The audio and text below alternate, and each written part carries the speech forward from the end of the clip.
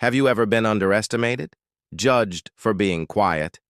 This is the story of Ariana Lewis, and it's a masterclass in how silence can be more powerful than any shout. At 29, Ariana was the invisible backbone of her company's accounting department. She was the kind of person who didn't join the office chatter or the after-work drinks. Her reputation wasn't built on connections. It was built on something far more solid: perfection. For 5 years, her record was spotless. The office mantra was simple: if Ariana checked it, it's correct. So when the senior accounts coordinator position opened up, everyone, including her manager, saw her as the natural choice. It was practically hers. But in every story like this, there's a twist. And that twist came in the form of Clara. Clara was everything Ariana wasn't: young, charming, incredibly social, and ruthlessly ambitious. She saw the corporate ladder not as something to climb, but as a race to be won, no matter the cost. And in her race to the top, Ariana was the only hurdle. Clara didn't challenge her openly. Instead, she began a slow, venomous campaign of sabotage designed to crumble Ariana's reputation from the inside out. It started with small, almost unnoticeable glitches. A perfectly balanced file Ariana saved would have errors the next morning. A crucial meeting she prepared for would be mysteriously rescheduled without her knowing. Important email chains would vanish into thin air. Then the client complaints began trickling in. Invoices weren't received, they said, despite Ariana having digital proof she'd sent them. With every incident, the whispers in management pointed to one person. It looks like Ariana made a mistake. At first, Ariana's own confidence wavered. Did I miss that? Did I forget to click save? The self-doubt was agonizing.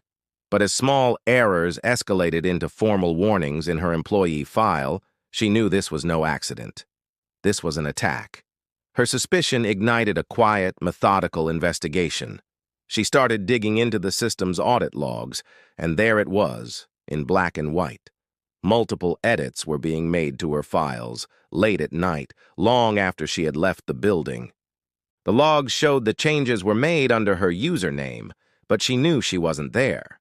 Someone was using her identity to frame her. Who could it be? Only 2 people had the access and knowledge of her workflow to pull this off: her manager and Clara. A wave of anger and betrayal washed over her, but Ariana didn't let it show. She didn't confront anyone. She didn't make a scene. Instead, she chose a different path.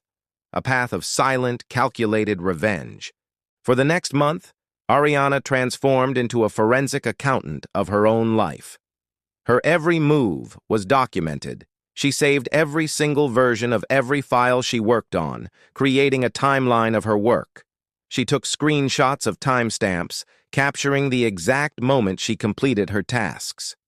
She went to the IT department and, under the guise of improving security, requested they activate multi-user activity logs on her projects. But she didn't stop there. She set up her phone on a small, discreet stand, recording her screen as she finalized her work each day, providing visual proof of the correct data. Every evening, she made a point of logging her exact exit time at the front desk. Back at her workstation, she placed a tiny, almost invisible slip of paper inside her desk drawer. A simple, old-school trick. If it was moved, she'd know someone had been snooping. The final trap was about to be sprung. One Monday morning, an email from HR landed in her inbox. The subject line made her heart pound. Client complaint, incorrect billing. The email stated she had sent a major client the wrong invoice. This was the big one, the career-ending mistake Clara had been building towards. Ariana knew instantly it wasn't her.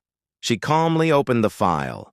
The invoice had been maliciously altered after she'd logged out the previous Friday evening. Wrong numbers, wrong payment date, a complete mess. She checked the activity log. The edit was made at 7:41 p.m., and she had irrefutable proof she was miles away at her sister's house, with time-stamped photos and Google Maps location history to prove it. Her next stop was IT. Can you tell me which computer terminal accessed my files at 7:41 p.m. last Friday? She asked. The IT technician ran the check. A moment later, he looked up. It wasn't her computer. It wasn't her manager's computer. The terminal ID belonged to Clara's desk. This was the smoking gun, the moment of truth. But an emotional outburst was not Ariana's style. She didn't race to HR brandishing the evidence. She waited. Patience was her weapon of choice. A week later, the promotion interviews began. Just as they were wrapping up, Ariana requested a private 10-minute meeting with the department director. He agreed, likely expecting a last-minute plea for the job. "Is there anything you want to discuss before we finalize the promotion list?" he asked kindly. Without a word, Ariana calmly placed a single, neatly organized folder on his desk. The label was simple and chilling. Unauthorized activity evidence. 1 month. The director opened it. Inside, he found a perfectly curated collection of proof. The timestamp logs showing Clara's computer accessing Ariana's files. The camera clips of Ariana leaving the office hours before the mistakes happened. Her Google Maps history showing she was across town. The screen recordings of her original correct files. The disturbed slip of paper from her desk drawer.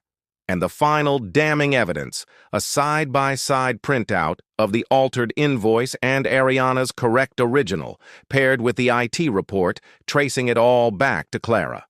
To top it off, she included screenshots of Clara messaging colleagues about how badly she wanted the promotion. The director stared at the contents, his face unreadable. The silence in the room was heavy. He didn't yell. He didn't express shock. He simply closed the folder, looked Ariana in the eye, and said 3 powerful words. "I'll handle this." 3 days later, Ariana received a call from HR. "Congratulations," the voice said. "You've been promoted to Senior Accounts Coordinator. And what happened to Clara?" She wasn't fired.